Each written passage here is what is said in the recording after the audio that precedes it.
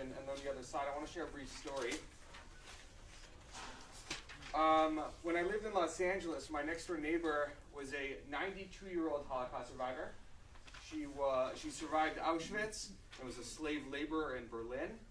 She told the following story, which I think she embodies this text in the Torah, in the Talmud, which is when they were being evacuated out in vans in the Red Cross, each survivor received like a package of food. And they had to eat it slowly, because if they ate it too quickly, they'd get sick. So they had to eat it slowly. It was their food. First food they'd had for themselves in quite some time. And on their way out of Germany, they stopped, and there was a small town where most of the adults were gone, and there were a lot of children. And all the children ran up to the vans begging for food. These German children were begging for food. And my neighbor shared this story with me about the question, the situation that they had to decide, the decision they had to make, which was, do they give up their food for these German children whose parents were Nazis, or, and keep the food for themselves because they desperately required it, or do they give up the food because these are kids? They don't hold the responsibility of their parents. And so what I want to highlight there is, first of all, that she gave the food, that was the right thing to do, and that she harbored no anger, no resentment, no fear of the Germans she had met later in life, of the children, or any of those people. And I think she embodies this text in the Talmud. This last section, turn the page if you're not there, you should see Megillah 28a. The Gemara has a discussion about why people live so long. A bunch of different rabbis are asked, what did you do to merit your longevity? And this is a collection of Rabbi Nechunia's answers. The Gemara discusses the fourth sage, which was blessed with longevity. Rabbi Nechunia ben Hachana was once asked by his disciples, in the merit of which virtue were you blessed with longevity?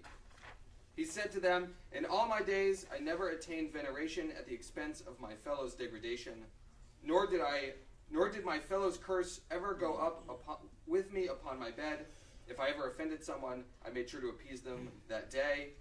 Therefore, when I went to bed, I knew that no one had any grievances against me, and I was always open-handed with my money. So there's a bunch of different things there. And it goes to explain what all of these things mean. And the section concludes with, Rabbi Nechunia also said, nor did I ever allow resentment caused by my fellow's curse to go up with me upon my bed. And they explain that to say, this is the same thing as what Mar Zutra would do, which is, whenever he would go to bed at night, he would first say, I forgive anyone who had vexed me.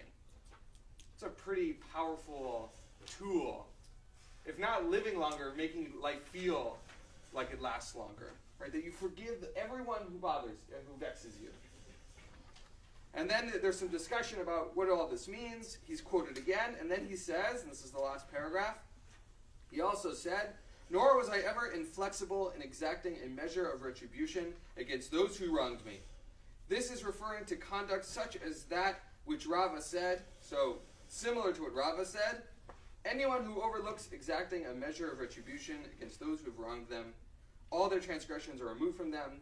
As it is said, he pardons iniquity and overlooks transgression, from the book of Micah, which is homiletically read as said, meaning we drosh it, right? For whom does God pardon iniquity? For the one who overlooks transgressions that others have committed against them. Now, my neighbor had a pretty extreme case, right? That is not necessarily something we've all lived through. But somebody probably bothers us every day, right? We're human, so are they. That's kind of what happens. But I think it's a good measure, right, that Rabbi Nechunia, who lived a long life, not once but twice emphasized, we got to forgive the people who bother us, to let it go, to forgive them, to overlook the things that they seem to do to us, because in the end, it doesn't really matter. Like, you're human, so are they, stuff happens, okay, let it go. I think that's part of what Pesach is. When we clean out the chametz, that's part of this. So it's like practice for the rest of the year. Okay, now.